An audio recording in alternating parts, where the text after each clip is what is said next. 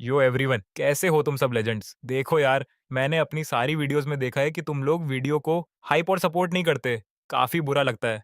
ऐसा मत करा करो यार। अगर व्यूज कम आएंगे तो नई वीडियोस बनाने का मोटिवेशन ही नहीं आता। इसीलिए थोड़ा हाइप और सपोर्ट कर दिया करो। तुम पर मेरा पैसा उधार है या फिर इसे चुकाने का कोई दूसरा तरीका निकाले? क्या तुम आखिर क्या करना चाहती हो? भाई साहब, ये सारा रायता तब फैला जब मैं अपनी माँ को 800 युआन का शगुन भेजने वाला था। पर साला मेरा हाथ ऐसा कांपा कि वो पैसे सीधे कंपनी की खूंखार लेडी बॉस के पास चले गए और अपनी मौत को दावत देते हुए मैंने बिना सोचे समझे उसे बेबी भी लिख दिया। जब मुझे लगा कि अब तो मेरा करियर गया तेल लेने, तभी मेरे फोन पर सीधा 8,000 युआन का ट्रांसफर नोटिफिकेशन आ गया। उस लेडी बॉस ने मुझे नौकरी से लात मारकर निकालने के बजाय सीधे दीवार की तरफ कोने में दबा दिया। उसकी वो कड़क, बड़ी बहन वाली भारी आवाज मेरे कानों में गूंजी। क्या हुआ? क्या मैं तुम्हारी ओल्ड बेबी बनने के लायक नहीं हूं? और ये सारा कंफ्यूजन सिर्फ इसलिए हुआ क्योंकि उस बॉस और मेरी माँ दोनों की प्रोफाइल पिक्चर पर एक जैसा कमल का फूल लगा हुआ था। दोनों की प्रोफाइल पिक्चर में रत्ती भर का फर्क था। बस उन पर लिखे शब्द अलग थे। एक तरफ लिखा था पानी जैसा शांत दिमाग और दूसरी तरफ लिखा था जिंदगी को देखकर मुस्कुराओ। मैं स्क्रीन पर पैसे आने का वो नोटिफिकेशन बस फटी आंखों से ताकता रह गया। मेरे दिमाग का पूरा दही हो चुका था। मैं तो ये सोचकर हैरान था कि मेरी कंजूस माँ अचानक इतनी दरिया दिल कैसे हो गई कि मांगे 800 थे और उसने सीधे 8,000 फेंक कर मारे। मुझे लगा शायद बुढ़ापे में उनका जमीर जाग गया है। लेकिन इससे भी ज्यादा होश उड़ाने वाली बात तो तब हुई जब मैं अपने कॉलीग के साथ कंपनी के इस घटिया ओवरटाइम सिस्टम और बॉस की कंगाली का रोना रो रहा था। और खुद मालकिन ने मुझे रंगे हाथों दबोच लिया। हान श्याओ यान ने कुछ नहीं कहा, बस उंगली से इशारा करके मुझे बुलाया और पैंट्री की तरफ मुड़ गई। अब मेरी तो फट के हाथ में आ गई थी। दांत भींच कर मैं उसके पीछे पीछे चल दिया। क्या हुआ? अभी तो बड़ी जबान चल रही थी तुम्हारी, अब गूंगे क्यों बन गए? उसकी वो नशीली और कड़क आवाज मेरे कानों में बम की तरह फटी। मेरा ये बेशरम चेहरा शर्म से लाल हो गया। हम दोनों इतने करीब खड़े थे कि मेरा दिमाग शॉर्ट सर्किट हो गया। सोचने समझने की शक्ति ही खत्म हो गई। उसने कहा, क्या तुम ट्राई करके देखना चाहते हो? क्या ट्राई करना है बॉस? ये देखना कि तुम्हारी ये ओल्ड बेबी सच में बूढ़ी है या नहीं। मैंने एक शब्द नहीं बोला। मौका देखा और उसकी बाजू के नीचे से पतली गली पकड़कर ऐसा भागा कि सीधा अपनी डेस्क पर आकर ही दम लिया। मेरी धड़कनें अभी भी बुलेट ट्रेन की स्पीड से चल रही थी। दिमाग में बस यही चल रहा था कि वो आफत के 8,000 रुपए वापस कैसे करूं। पर भाई साहब, उस पैसे में से 800 रुपए मैंने शादी के गिफ्ट में लपेट दिए थे। 2,000 का गेमिंग गियर ले लिया था और बचा खुचा पैसा उस टैबलेट पर उड़ा दिया जो मैं कब से ताक रहा था। जेब में एक चवन्नी तक नहीं बची थी। जब मैं अपनी किस्मत का रोना रो रहा था, तभी मेरे कॉलीग ली छियांग की पनौती आवाज मेरे कानों में पड़ी। अरे जियांग, सुना है तुम्हें मोटा बोनस मिला है? भाई पार्टी तो बनती है फिर। मैंने उसे ऐसा घूर कर देखा कि वो वहीं भस्म हो जाए। ये साला चमचा हमेशा या तो नए लड़कों की रैगिंग लेता है या फिर बड़ों के तलवे चाटता है। किसी को भी बोनस मिलते देख ये भीख मांगने सबसे पहले पहुंच जाता है। ऊपर मैनेजमेंट में थोड़ी जान पहचान क्या है इसकी, सब इससे चिढ़ते हैं पर कोई मुंह नहीं खोलता। लेकिन मैं तो इसे भाव देने से रहा। मैंने कड़क कर कहा, अबे ओए नवाबजादे, पैसा मेरा है तो तुझे दावत क्यों दूं? वो फिर भी अपनी बत्ती सी दिखाते हुए ढीठों की तरह बोला, अरे जिसे भी बोनस मिलता है वो पार्टी तो देता ही है ना, सेलिब्रेट करने के लिए। हाँ, ये बोनस मैंने अपनी गांड घिसकर कमाया है। बाकी कॉलीग्स को खिलाने में मुझे कोई दिक्कत नहीं है, पर तुझे तो कतई नहीं। तू साला हर बार फ्री का माल चढ़ जाता है और बाद में लोगों को ही लो क्लास बोलता है। तूने कभी चवन्नी की भी पार्टी दी है? किसी की एक टॉफी भी खा ले तो हफ्तों तक भौंकता रहता है। यह सुनते ही उसका चेहरा गुस्से से टमाटर जैसा लाल हो गया। अरे, तो मुझे अभी तक बोनस मिला कहाँ है? जब मुझे मिलेगा ना, तो मैं तुम सबको सबसे आलीशान होटल में ले जाऊंगा। मैंने कहा, अबे तेरे भरोसे बैठेंगे तो भूखे मर जाएंगे। साला शक्ल कद्दू जैसी है, दिमाग में भूसा भरा है और पूरी जिंदगी दूसरों की मेहनत पर डाका डालने में निकाल दी। मक्खी चूस, कंगाल, कोई औकात नहीं है और इसे बोनस चाहिए। खैर, मैं जैसे तैसे कांपते हुए छुट्टी होने का इंतजार करता रहा। पूरा हफ्ता मैंने इतनी फट्टू हालत में काटा कि पूछो मत। बस यही डर था कि कॉरिडोर, पैंट्री या किसी मोड़ पर वो एम्प्रेस हान श्याओ यान न मिल जाए। ये कंपनी साली हाथ की हथेली जितनी छोटी है। नजर ऊपर करो तो वो दिखती है, नजर नीचे करो तो वो। मैं किसी मुजरिम की तरह छुपता फिर रहा था, मानसिक और शारीरिक रूप से बिल्कुल निचोड़ चुका था। जैसे ही फोन पर शाम के 6 बजे, मैंने अपना बैग उठाया और कंधे पर टांगा। पर जैसे ही मैं कुर्सी से उठा, एक हाथ ने आकर मेरे कंधे को दबोच लिया। प्रेसिडेंट हान ने तुम्हें ऑफिस में बुलाया है। वो चेन फेंक था। हान शाओ यान का असिस्टेंट। मेरा आधा खून तो वहीं सूख गया। ये औरत साली मेरा पीछा छोड़ने का नाम नहीं ले रही थी। मेरा बैग धड़ाम से कुर्सी पर गिरा। मैंने एक ठंडी सांस भरी और उसके केबिन के बाहर चक्कर काटने लगा। दिल बुरी तरह धड़क रहा था। हिम्मत ही नहीं हो रही थी कि दरवाजा ढकेल कर अंदर जाऊं। बस उस होने वाले अजीब सीन को सोचकर ही मेरे रोंगटे खड़े हो रहे थे। तभी अंदर से आवाज आई, अभी तक अंदर नहीं आए? उसकी वो बर्फीली आवाज दरवाजे को चीरती हुई बाहर आई, जिसने मेरी बची कुची हिम्मत भी तोड़ दी। क्या मेरे दरवाजे पर सिक्योरिटी गार्ड बनकर खड़े रहने का इरादा है? मेरा पूरा बदन सुन्न हो गया। दांत पीसकर मैंने दरवाजा खोला और अंदर गया। पर जैसा मैंने सोचा था, कोई पूछताछ, ताना या उसकी वो कातिल मुस्कान, कुछ भी नहीं था। हान शाओयान ने तो नजर उठाकर देखा तक नहीं। उसकी आंखें डॉक्यूमेंट्स पर टिकी थीं और स्क्रीन की लाइट से उसका चेहरा चमक रहा था। उसने बस इतना कहा, इस डेटा को एक बार फिर से चेक करो। मैं 2 सेकंड के लिए तो हक्का बक्का रह गया। फिर समझा कि मैडम तो काम दे रही हैं। चलो ठीक है। पूरे 20 मिनट तक उसने मेरी तरफ आंख उठाकर भी नहीं देखा। मैं मन ही मन सोच रहा था कि ये औरत इतनी कूल कैसे रह सकती है, जैसे कुछ हुआ ही ना हो। मुझे तो साला ये भी वहम होने लगा था कि शायद ये मुझे थोड़ा बहुत पसंद करने लगी है। कम से कम थोड़ा इंटरेस्ट तो होना चाहिए ना भाई, वरना ये जानते हुए भी कि मैंने गलती से मैसेज किया था, उसने मुझे पैसे क्यों भेजे और वो बहकी बहकी बातें क्यों की, जिससे किसी का भी दिल धक धक करने लगे। मैं छुपकर उसकी उस कमाल की प्रोफाइल को ताक रहा था। मन ही मन में बड़बड़ाया, हाँ, इसके सेक्रेटरीज तो ऐसे बदलते हैं जैसे कपड़े। सबके सब हैंडसम लड़कों की फौज पाल रखी है। बड़ी चालाक औरत है ये। तभी वो बोली, जो मैंने कहा वो समझ आया? मेरे मुंह से फिसल गया। हाँ, अच्छे से समझ आ गया। ओ चालाक औरत। कमरे का तापमान भाई साहब एकदम माइनस में चला गया। मैंने झट से अपना मुंह बंद किया। अब तो पक्का गया मैं। साला जो मन में चल रहा था वो जबान पर कैसे आ गया। श्याओ यान अपनी कुर्सी पर पीछे हुई, हाथ बांधे और अपनी कातिल काली आंखों से मुझे घूरने लगी। अरे, मेरा मतलब था, मेरा दिमाग सुपर कंप्यूटर की स्पीड से दौड़ने लगा। जीने की इच्छा चरम पर पहुंच गई। प्रेसिडेंट हान, आपका ऑरा बिल्कुल वैसा है जिसे इंटरनेट पर लोग पियरलेस प्लेयर वुमन कहते हैं। उनकी भौहें थोड़ी सी सिकुड़ी, पर उन्होंने खुद को संभाल लिया। मैंने अपनी जान की बाजी लगा दी और राजधानी एक्सप्रेस की स्पीड से बोला, मतलब वो टाइप जो खूबसूरत भी हो और अमीर भी, जिसका IQ और EQ दोनों आसमान छू रहे हों, हॉट फिगर हो, एब्स हो, ऑफिस संभालने में मास्टर और घर के काम में भी अव्वल। बस मुझे प्यार नहीं करती, बाकी तो आप एकदम परफेक्ट वुमेन हैं। इतना बोलकर मैंने जोर जोर से सिर हिलाया ताकि मेरी आंखों का सलीका देखकर उसका दिल पिघल जाए। वो खतरनाक माहौल अचानक थोड़ा हल्का हो गया। एब्स तुमने कब देख लिए? भाई साहब, मेरे कान के पीछे का हिस्सा एकदम गर्म हो गया। वैसे तो वो हमेशा ढंग के फॉर्मल कपड़े पहनती थी, जिससे उसका फिगर छुपा रहता था। पर एक बार देर रात ओवर टाइम करते वक्त उसने अपना कोट उतार दिया था और सिर्फ सिल्क की शर्ट में थी। जब वो कॉफी बनाने के लिए उठी, तो उसकी कमर का वो कर्व कसम से एकदम फिट और कड़क था। कभी अपनी इन आंखों से डायरेक्ट तो नहीं देखा।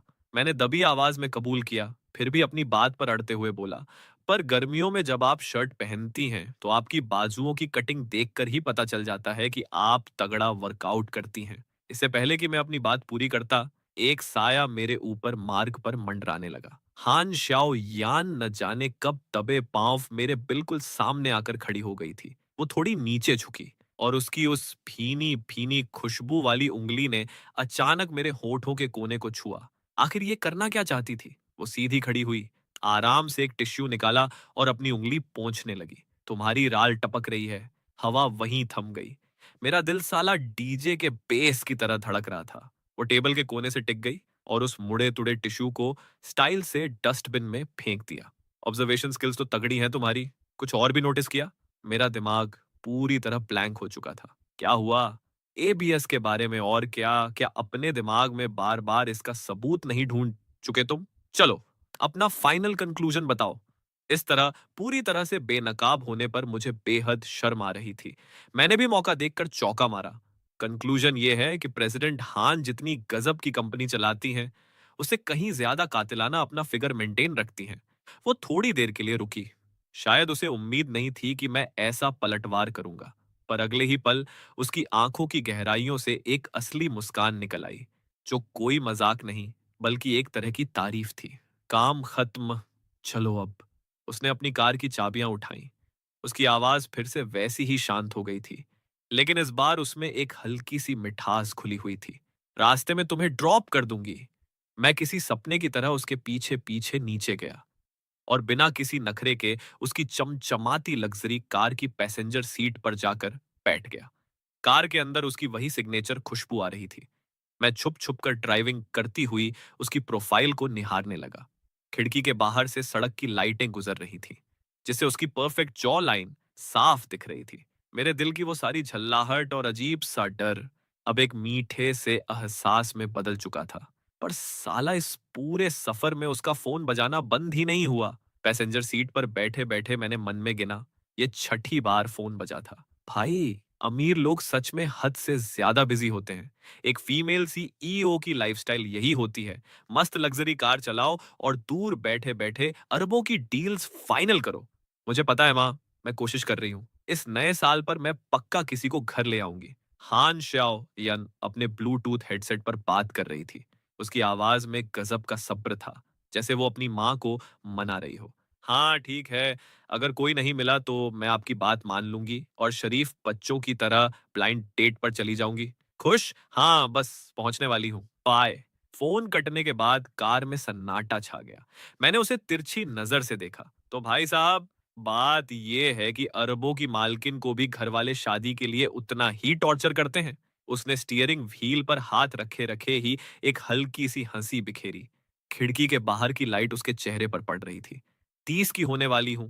मेरी माँ की नजरों में मैं वो माल हूं जो बिक नहीं रहा। स्कूल में तो ऐसे पहरा देती थी जैसे कोई चोर आ गया हो, और ग्रेजुएशन खत्म होते ही चाहती हैं कि कोई मुझे तुरंत पैक करके ले जाए। वो एक पल के लिए रुकी। कुछ समय पहले मैं एक लड़के से ब्लाइंड डेट पर मिली थी। ठीक ठाक था, पर साले ने ये कहकर मना कर दिया कि मैं बहुत ज्यादा पावरफुल और कामयाब हूँ। खैर, छोड़ो। क्या उस गधे को कामयाबी की स्पेलिंग भी पता है क्या बॉस? आपकी जो कंडीशंस है ना, उसके हिसाब से उसका मना करना खुद उसका ही घाटा है।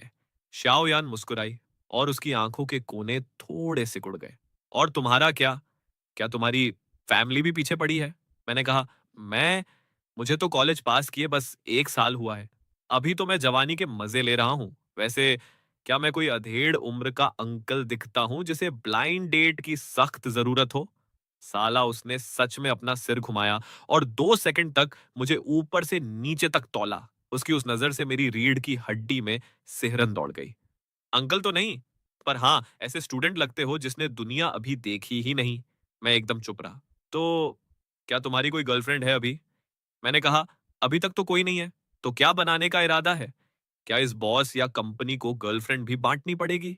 वो मर्सिडीज कार धीरे से रुकी, सीधा मेरी बिल्डिंग के नीचे। जैसे ही मैं अपनी सीट बेल्ट खोलने लगा, वो अचानक मेरी तरफ झुकी। उसकी वो महकती हुई खुशबू चारों तरफ फैल गई, जैसे संभल कर रखी हुई लकड़ी और नींबू का मिक्सचर हो जिसने मेरी सांसों को रोक दिया। मैं तो वहीं जम गया।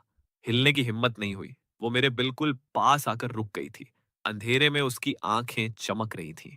मेरा मतलब था कि तभी अचानक खट खट खट कार के शीशे पर नॉक होने की आवाज आई। शीशे पर एक जाना पहचाना चेहरा चिपका हुआ था। मेरी सगी माँ पीछे हाथ बांधे बिना किसी एक्सप्रेशन के अंदर झांक रही थी। शाओ यान ने शीशा नीचे किया। नमस्ते आंटी। वो बहुत ही संस्कारी लड़कियों की तरह मुस्कुराई।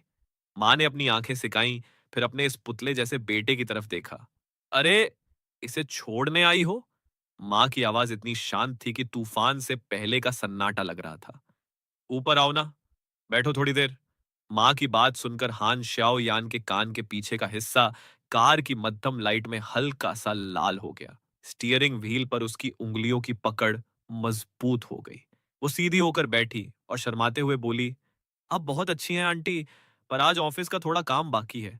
किसी और दिन मैं पक्का आपके घर तसल्ली से आऊंगी। मुझे महसूस हुआ कि उसने रेस पर पैर रख दिया था। कार आगे तो नहीं बढ़ी, पर उसका इंजन दबी हुई आह की तरह कुर्राने लगा। माँ 2 सेकंड के लिए चुप रही। ठीक है, अगली बार आओ तो पहले बता देना। मैं तुम्हारे लिए बढ़िया सा सूप बनाऊंगी।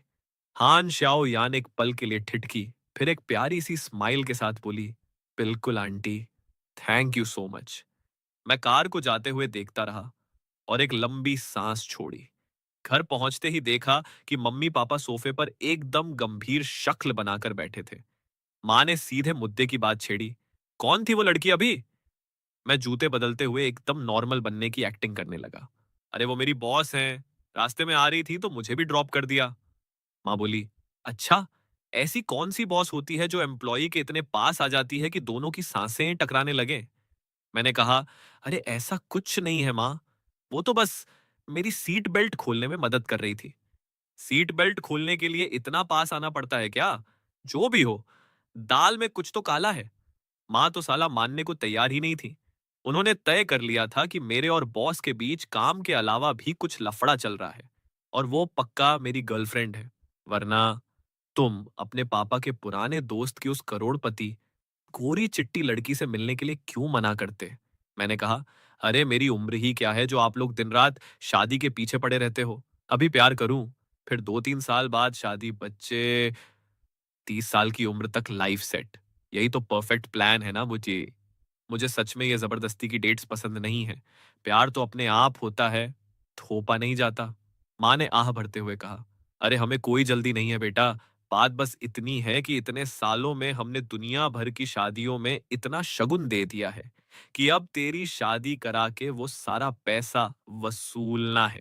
देख, कुछ रिश्तेदारों के यहाँ तो बेटे की शादी में गए, फिर पोते के मुंडन में गए। ऐसा लगता है जैसे कोई टारगेट पूरा कर रहे हो। और कुछ पुराने दोस्त तो अब रहे भी नहीं।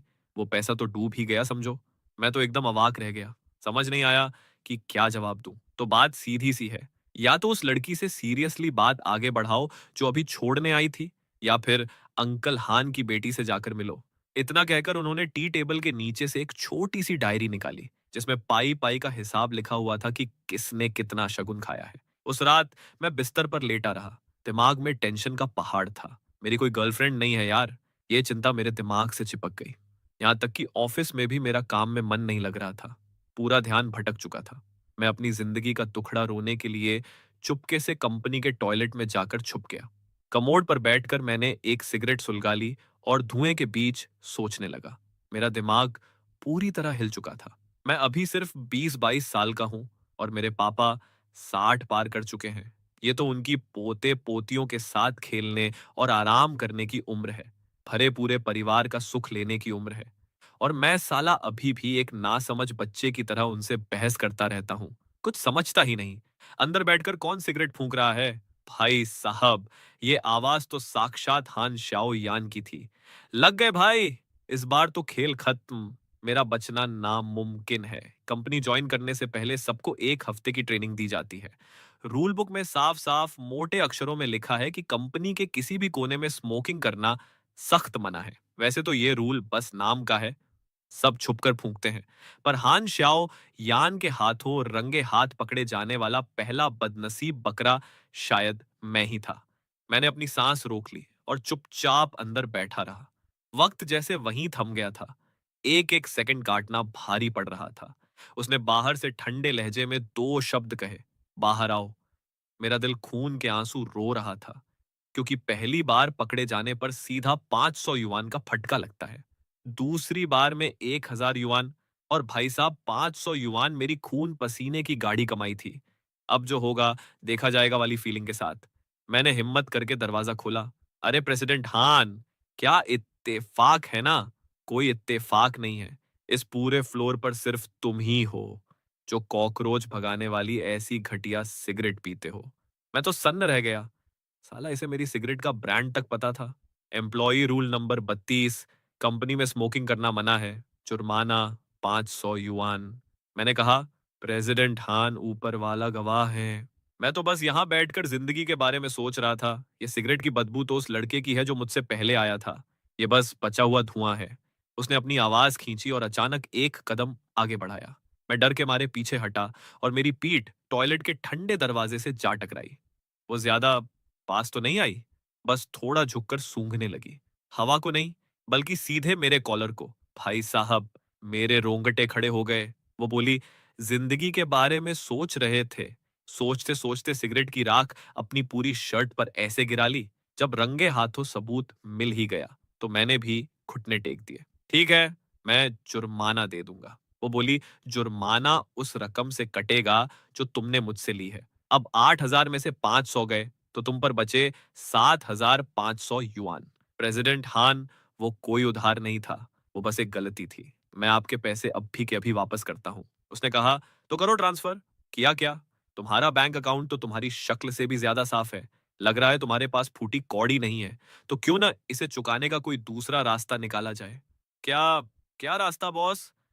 उसने कुछ नहीं कहा, बस मेरी शक्ल को ताकती रही। अगले महीने मेरी माँ का बर्थडे है और इज्जत बचाने के लिए मुझे एक नकली बॉयफ्रेंड की जरूरत है। बदले में तुम्हारा सारा कर्ज माफ, और अगर काम अच्छा रहा तो ऊपर से बोनस भी मिलेगा। मेरा मुंह खुला का खुला रह गया। न नकली बॉयफ्रेंड? उसने कहा, हाँ, शादी के प्रेशर से बचने के लिए। तुम्हारी शक्ल ठीक ठाक है और दिमाग भी कभी कभी चल जाता है। और सबसे बड़ी बात, तुम मुझसे डरते हो तो नाटक के बीच में रायता नहीं फैलाओगे। मैंने पूछा, पर मैं ही क्यों? क्योंकि तुम इकलौते ऐसे नमूने हो जिसने मुझे ओल्ड बेबी बोलने की जुर्रत की और आज भी जिंदा खड़े हो। और उस दिन कार में जब तुमने कहा था कि उस लड़के का मना करना उसका घाटा है, तो तुम्हारी आंखों में सच्चाई थी। मैं तो हैरान रह गया। तो साला उस दिन जो मेरे मुंह से सच निकल गया था, उसकी वजह से इसने मुझे चुना। सोचने के लिए 3 दिन दे रही हूं, 3 दिन बाद जवाब देना। और हाँ, सिगरेट का जुर्माना तो कट ही चुका है। बिजनेस अपनी जगह है। दरवाजा धीरे से बंद हो गया और मैं उस टॉयलेट में अकेला खड़ा रहा। दिल अभी भी जोरों से धड़क रहा था। अब सवाल यह था कि हाँ, बोलूं या ना। घर वापस आया तो माहौल एकदम बदला हुआ था। मम्मी पापा पहले की तरह मुझसे हंसी मजाक या नोक झोंक नहीं कर रहे थे, बल्कि एक अजीब सा सन्नाटा पसरा हुआ था और वो बस मुझे घूरे जा रहे थे। उन्होंने एक शब्द नहीं कहा।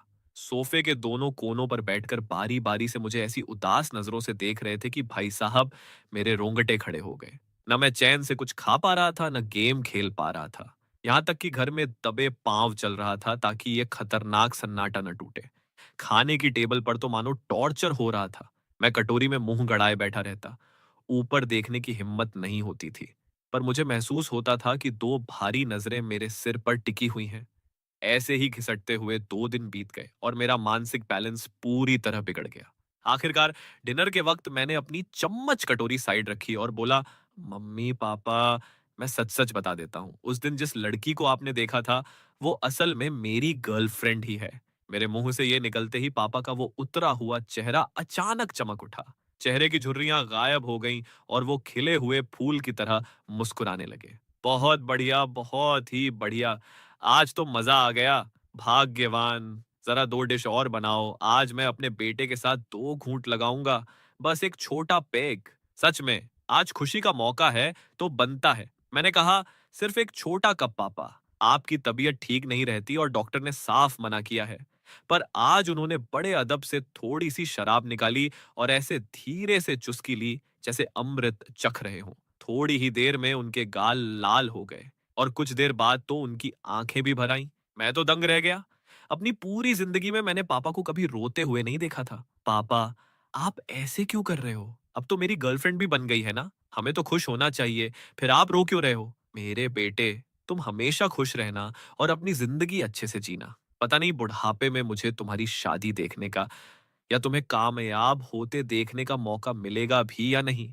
तुम और तुम्हारी माँ मेरी जान हो। मैं तुम लोगों को छोड़कर जाने की बात सोच भी नहीं सकता। मेरा पूरा बदन सुन्न हो गया। मैंने अचानक मम्मी की तरफ देखा और मेरी आवाज कांपने लगी। मम्मी, मुझे सच सच बताओ, क्या पापा की मेडिकल रिपोर्ट में कुछ गड़बड़ आई है? मम्मी का हाथ जो टेबल क्लॉथ साफ कर रहा था, वहीं रुक गया। वो एकदम जड़ हो गई। फिर अचानक उन्होंने अपने दोनों हाथों से चेहरा छुपा लिया और उनके कंधे कांपने लगे। मेरे सीने में ऐसा दर्द उठा मानो मैं किसी बर्फीली खाई में गिर गया हूं। वो रोते हुए बोली, कुछ नहीं हुआ बेटा, तेरे पापा बिल्कुल ठीक हैं, बस बुढ़ापे की वजह से ज्यादा सोच लेते हैं। पर उनकी वो चुराई हुई नजरें, लाल आंखें और वो एक्टिंग जिसे कोई भी पकड़ लेता, उसने मेरी बची कुची उम्मीदों पर पानी फेर दिया। कमरे में एक डरावना सन्नाटा था।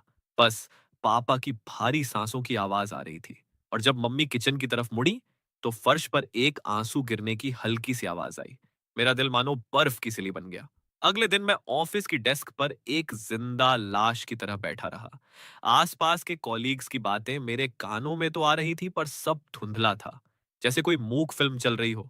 बस उनके होंठ हिल रहे थे, पर कुछ सुनाई नहीं दे रहा था। उनकी परछाइयां मेरी आंखों के सामने घूम रही थी, कभी दूर तो कभी पास। मुझे लग रहा था कि मैं समंदर में फंसा एक अकेला तिनका हूं और सामने मौत जैसी लहरें आ रही हैं। उन लहरों के सामने मैं चींटी जितना छोटा और बेबस था। ऐसा लगा जैसे किसी ने मेरा गला भींच दिया हो और सांसें रुक गई हों।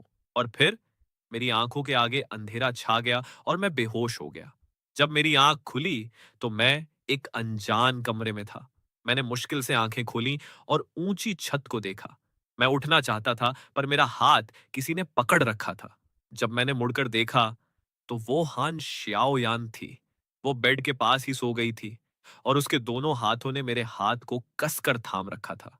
मैंने अपना हाथ छुड़ाने की थोड़ी कोशिश की, पर वो हिला तक नहीं। उसकी पकड़ ऐसी थी कि मैं भाग भी नहीं सकता था और मुझे दर्द भी नहीं हो रहा था। जैसे ही मैं हार मानने वाला था, वो जाग गई। उसकी वो प्यारी आवाज मेरे कानों में पड़ी, भूख लगी है? रुको, मैं दलिया गरम करके लाती हूँ। काफी देर से बनाकर रखा था कि जब तुम उठोगे तो भूख लगेगी। बस 2 मिनट रुको। मैंने जैसे ही मुंह खोला, गले में भयंकर जलन और खुजली होने लगी। मेरी आवाज ऐसी फटी हुई निकली जैसे रेगमाल से घिसी गई हो। हान शाओ यान पास आई और उसने मुझे स्ट्रॉ लगा हुआ गुनगुने पानी का गिलास दिया। मैं तो देखता रह गया। लो ब्लड शुगर और भयंकर स्ट्रेस की वजह से तुम बेहोश हो गए थे। डॉक्टर ने कहा कि तुमने परसों से कुछ नहीं खाया है। मैं उसे बिना पलक झपकाए देखता रहा। पुरानी बातें दिमाग में फिल्म की तरह घूमने लगी। ऑफिस के वो धुंधले चेहरे, वो दम घुटने वाला डर और फिर वो अंधेरा। मुझे तुम्हारे पापा के बारे में तुम्हारी मम्मी से सब पता चला। मेरा पूरा बदन अकड़ गया। उसने मेरी तरफ देखे बिना अपने बैग से एक डॉक्यूमेंट्स की फाइल निकाली। ये लॉन्ग थान हॉस्पिटल के एक बड़े एक्सपर्ट का कांटेक्ट है और तुम्हारे पापा की रिपोर्ट्स का शुरुआती रिव्यू है। ये मेरे दादाजी के डॉक्टर रह चुके हैं। वो अभी बाहर हैं, पर ऑनलाइन कंसल्टेशन कर लेंगे। मैं झटके से उठ बैठा। एक पल के लिए आंखों के आगे अंधेरा आया, पर कांपते हाथों से मैंने वो फाइल खोल ली। आप ऐसा क्यों कर रही हैं? कल तुम ऑफिस में बेहोश हो गए थे। जब मैंने तुम्हारी मम्मी को फोन किया, तब मुझे ये सब पता चला। मैंने अपना सिर झुका लिया और फाइल को कसकर पकड़ लिया, जिससे कागजों की चरचराहट हुई। जियांग, कंपनी तुम्हें पेड लीव दे रही है। जब तक तुम्हारे पापा की तबीयत ठीक नहीं हो जाती, तुम्हें ऑफिस आने की कोई जरूरत नहीं है। मेरी आंखें भर आईं। मैंने दांत भींच लिए ताकि आंसू बाहर न निकल आए। और हाँ, वो 8,000 युआन वापस करने की कोई जरूरत नहीं है। उसे अपनी एडवांस सैलरी समझ लो। जब कोई अकेली कश्ती तूफान नहीं झेल पाती, तो वो किनारे पर आ जाती है। कम से कम मेरा ये घर तुम्हारे लिए एक किनारा है। मैं बेड पर बैठा रहा, हाथ में मेडिकल रिपोर्ट दबाए, अचानक अपना चेहरा हथेलियों में छुपा लिया। खिड़की के बाहर शहर की बत्तियां एक एक करके जलने लगीं। रात के ठीक 12 बजे मैं एक डरावने सपने से चौंक कर उठा। देखा कि लिविंग रूम की लाइट जल रही थी। हान श्याओ यान खिड़की के पास कारपेट पर बैठी थी। लैपटॉप की लाइट उसके चेहरे पर पड़ रही थी और आसपास कुछ कागज बिखरे थे। वो थके हुए अंदाज में अपना सिर दबा रही थी। शायद उसे एहसास हो गया कि मैं बाहर आ गया हूं। कोई बुरा सपना देखा क्या? मैंने पूछा। क्या मेरी वजह से आपकी नींद खुली? उसने कहा, वैसे भी मैं ओवर टाइम ही कर रही थी। यहां आओ। न जाने कौन सी शक्ति थी। मैं चुपचाप उसके पास कारपेट पर जाकर बैठ गया। पैरों के नीचे पूरे शहर का खूबसूरत नजारा था। आसमान के तारे और सड़क की लाइटें किसी बहती नदी जैसी लग रही थी। जब मैं 26 साल की थी, तब मेरे दादाजी को लास्ट स्टेज का लिवर कैंसर हुआ था। उस वक्त मुझे लगा था कि आसमान ही टूट पड़ा है।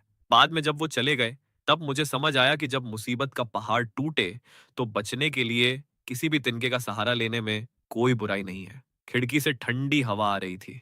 उसकी जुल्फें मेरे हाथ को छू गईं और उसकी वो वाइट टी शर्ट वाली खुशबू मेरे अंदर तक समा गई। सुबह सुबह ऑमलेट की मस्त खुशबू से मेरी आंख खुली खुली किचन में देखा तो हान शाओ यान एप्रन पहने अजीब से अंदाज में ब्रेड पर पीनट बटर लगा रही थी। सुबह की धूप से उसकी पलकें सोने जैसी चमक रही थी। उसका चेहरा आज बहुत ही शांत और प्यारा लग रहा था। फ्रिज में बस इतना ही सामान था। उसने प्लेट आगे बढ़ाई। अंडा थोड़ा सा जल गया था, पर क्रिस्पी लग रहा था। खुशबू अच्छी है ना? खा लो। मैंने एक बाइट ली। साला चीनी बहुत ज्यादा थी और बटर भी ढंग से नहीं लगा था, पर कसम से वो मेरी लाइफ का सबसे बेस्ट नाश्ता था। उसकी उंगली पर थोड़ा सा जैम लगा देखकर मैंने बिना सोचे एक टिश्यू सर्दियों की सुबह की तरह उसकी तरफ बढ़ा दिया। वो बोली, बुधवार दोपहर को डॉक्टर का अपॉइंटमेंट है। मैं तुम्हारे साथ चलूंगी। तब तक तुम यहीं रहो ताकि मैं तुम्हारा ख्याल रख सकूं। प्रेसिडेंट हान, असल में मैं जियांग, मदद लेना कोई बुरी बात नहीं है। मैंने उसकी आंखों में देखा, जहां सुबह की वो धूप चमक रही थी, और कुछ ऐसा था जिसने मेरे दिल की धड़कन बढ़ा दी। 3 दिन बाद मैं हॉस्पिटल के कॉरिडोर के कोने में खड़ा था। फोन की स्क्रीन ओवन थी और चैट में सबसे ऊपर हान शाओ यान का नाम था।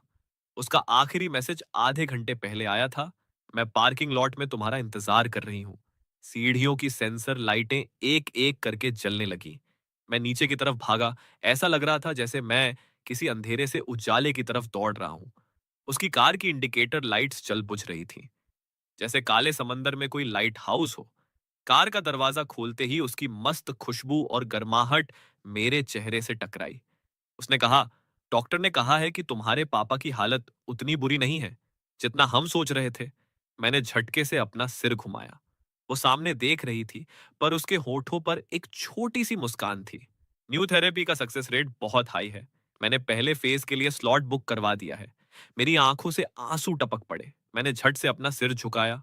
तभी उसकी एक हल्की सी आह सुनाई दी और उसने मेरे घुटने पर एक टिश्यू रख दिया। उसकी आवाज बहुत ही कोमल थी। जियांग, इस बार तुम मेरा हाथ पकड़ सकते हो। मैंने बहुत धीरे धीरे अपना हाथ आगे बढ़ाया। जैसे ही हमारी उंगलियां छुईं, उसने अपना हाथ पलटा और हमारी उंगलियां एक दूसरे में कसकर उलझ गईं। कार धीरे धीरे शांत सड़कों से गुजरते हुए नदी के किनारे बने एक व्यू पॉइंट पर जाकर रुकी। हम दोनों वहां खड़े होकर दूर तक देखने लगे। आधी रात का वक्त था। दूर दूर तक कोई इंसान नहीं था। बस स्ट्रीट लाइट्स की पीली रोशनी पानी पर चमक रही थी। उसने मेरा हाथ नहीं छोड़ा, बल्कि मेरी उंगलियों को और थोड़ा सा दबाया। मैंने उस सन्नाटे में कहा, प्रेसिडेंट हान। वो तुरंत बोली, मुझे शाओ यान बुलाओ। कम से कम यहां तो यही नाम लो। नदी की हवा से उसकी जुल्फें उड़ रही थीं। मैंने नोटिस किया कि आज उसने बहुत ही हल्की लिपस्टिक लगाई हुई थी। आपने मेरी इतनी मदद क्यों की? ये सवाल मेरे दिल में कई दिनों से था। क्या सिर्फ उस ओल्ड बेबी वाले गलत मैसेज की वजह से? वो धीरे से हंसी, और उसकी हंसी रात के सन्नाटे में घुल गई। जिस दिन तुम इंटरव्यू देने आए थे, मैंने तुम्हें तभी नोटिस कर लिया था। ढीला ढाला सूट, मुड़ा हुआ रिज्यूमे, पर जब तुम अपना प्लान समझा रहे थे, तो तुम्हारी आंखों में एक अलग ही चमक थी। भाई साहब, ये तो साल भर पुरानी बात थी। बाद में मुझे पता चला कि तुम ओवर टाइम करते हुए छुपकर टेडी बियर वाले बिस्किट खाते हो। जब डांट पड़ती है तो सीढ़ियों पर जाकर 3 लंबी सांसें लेते हो और आवारा बिल्लियों को देखकर उनके लिए खाना लाते हो। जियांग, तुम्हें समझना बहुत आसान है। उसकी इस बेबाकी से मेरे कान फिर से गर्म हो गए। तो ये मुझ पर तरस है या कोई फीलिंग? उसने कहा, तुम्हारी सच्चाई पसंद है मुझे, कि तुम पापा की बात पर रो सकते हो, मम्मी का फोन आने पर बच्चों की तरह जिद करते हो और ग्रुप चैट में फनी मीम्स भेजने की हिम्मत रखते हो। वो थोड़ी देर रुकी, जैसे शब्द ढूंढ रही हो। मेरी दुनिया बहुत बंधी हुई है, इतनी कि रोने के लिए भी टाइम सेट करना पड़ता है। तुम्हारा वो गलत मैसेज पिछले 6 महीने में आई सबसे मजेदार चीज थी। इससे पहले कि मैं कुछ समझ पाता, वो मुड़ी। उसकी सांसों की महक मेरे होठों को छूती हुई मेरे गाल पर आकर टिक गई। एक बहुत ही प्यारा और धीमा सा किस। तुम चाहो तो मुझे पीछे हटा सकते हो। उसकी आवाज में एक अजीब सा डर था, पर मेरे हाथ ने दिमाग की सुने बिना खुद ही काम किया और मैंने उसकी रेशमी जुल्फों को छू लिया। उसकी पलकें कांपी और आंखों के नीचे एक छोटी सी परछाई बन गई। मैंने कहा, हानशाओ यान, क्या ये कोई ऑफिस का सीक्रेट रूल है? वो रुकी, धीरे से हंसी और अपना सिर मेरे कंधे पर टिका दिया। अब ये तो तुम पर डिपेंड करता है कि तुम इस रूल को मानना चाहते हो या नहीं। जब हम उसके घर पहुंचे तो सुबह होने वाली थी। उसने मुझे दरवाजे पर ही रोका, लिविंग रूम में सोना है या मास्टर बेडरूम में? साला सवाल इतना अचानक था कि मैं तो वहीं फ्रीज हो गया। चॉइस तुम्हारी है। उसने मेरा हाथ छोड़ा, पर मेरी मानो तो उसने मास्टर बेडरूम का दरवाजा खोला और मुड़कर मुझे देखा। उसके पीछे से सुबह की सनहरी धूप आ रही थी। यहां से तुम उगता हुआ सूरज देख सकते हो। मैं उसके पीछे कमरे में चला गया। बड़ी सी खिड़की के बाहर पूरा शहर जाग रहा था। सूरज की पहली किरण नदी के पानी पर तैर रही थी। तभी उसने मुझे पीछे से गले लगा लिया। जियांग!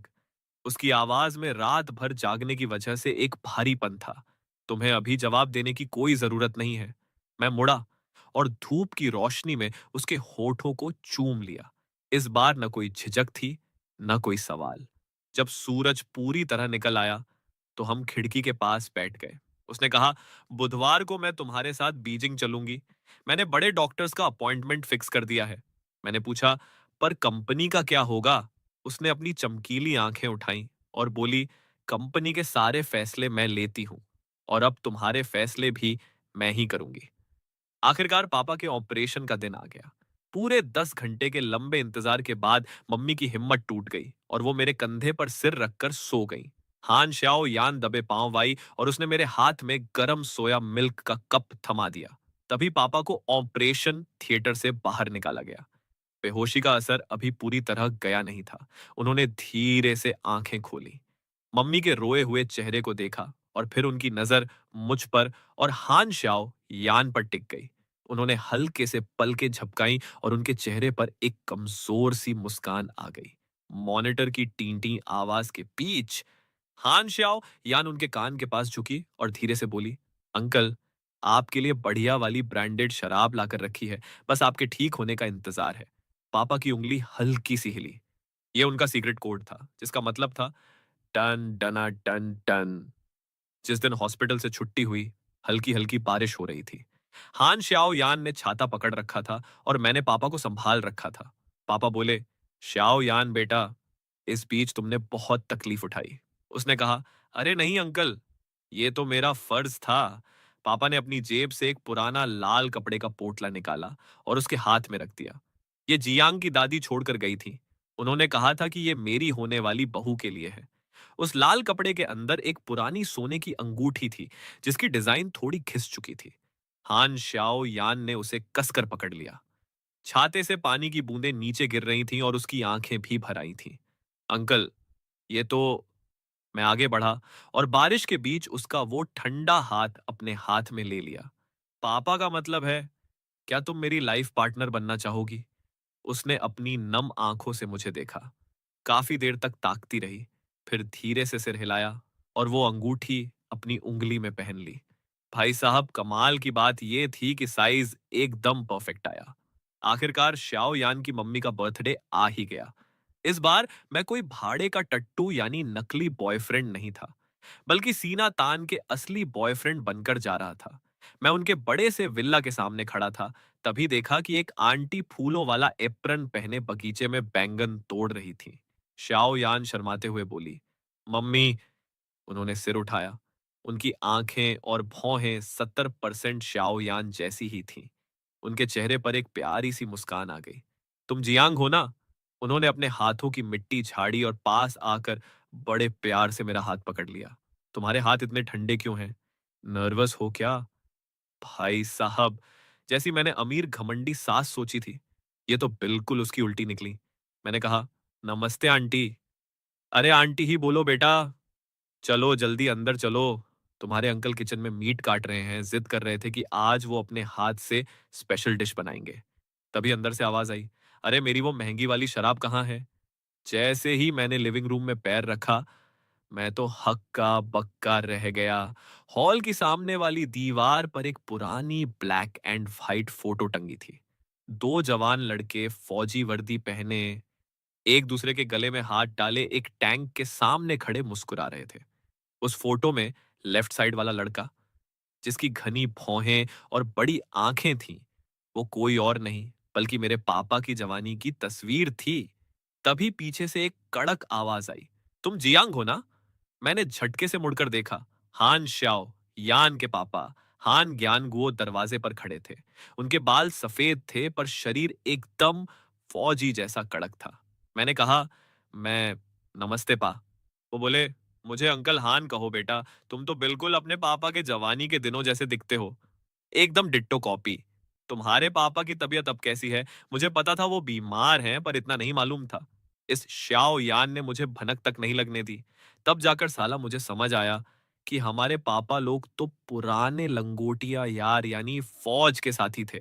और जिस अमीर घराने की लड़की से पापा मेरी शादी कराना चाहते थे, वो कोई और नहीं बल्कि यही हान श्याओ यान थी। उस दिन जब मम्मी ने कार के बाहर श्याओ यान को देखा था, तो उन्होंने जानबूझकर वो ड्रामा किया था ताकि हमारी बात आगे बढ़ सके। मैंने श्याओ यान की तरफ सवालिया नजरों से देखा, तो उसने अपनी भौहें उचकाई और हंसकर बोली, आखिर फिल्में भी तो असली जिंदगी से ही इंस्पायर होती है ना? ना। अंकल बोले, बेटा टेबल पर सारा बढ़िया खाना लग चुका है, क्या तुम थोड़ी शराब पीते हो? मैंने कहा, जी, थोड़ी बहुत। बढ़िया, ये 1998 की बोतल मैंने पिछले कई सालों से संभाल कर रखी थी, बस आज के ही दिन के लिए। 3 पैग अंदर जाते ही अंकल हान का फिल्टर हट गया और वो खुल गए। ये शाओयान बचपन से ही बड़ी जिद्दी और लड़ाकू रही है। इसे और खाना दो। जब ये स्कूल में थी, तो एक लड़के ने इसे परेशान किया था। इसने कुर्सी उठाकर उसे 3 गलियों तक दौड़ाया था। पापा, प्लीज, अब ये सब मत बताओ। बाद में जब इसने कंपनी शुरू की, तो रात को ये अपने कमरे में छुपकर रोती थी, पर अगली सुबह सूजी हुई आंखों के साथ क्लाइंट से मिलने चली जाती थी। बेटा जियांग, ये बाहर से जितनी कड़क दिखती है, दिल की उतनी ही साफ और भावुक है। मैंने कहा, मुझे पता है अंकल, ये पहली बार है जब वो किसी लड़के को घर लेकर आई है। इन सालों में वो बहुत थक चुकी थी। मैंने कहा, अंकल आंटी, मैं आप दोनों के नाम एक जाम पीना चाहता हूँ। थैंक यू सो मच कि आपने श्याओ यान जैसी इतनी प्यारी लड़की को पाला। कितना प्यारा बच्चा है। खाने के बाद अंकल हान मुझे शतरंज खिलाने ले गए। जब वो लगातार 3 गेम हार गए, तो बड़बड़ाने लगे कि आजकल के बच्चों को बड़ों की इज्जत करना नहीं आता। शीशे के दरवाजे के पार हान श्याओ यान किचन में अपनी मम्मी के साथ बर्तन साफ कर रही थी। मैंने देखा कि आंटी ने उसके कान में कुछ कहा और उसने मुड़कर मुझे देखा। उसकी आंखें खुशी से चमक रही थीं।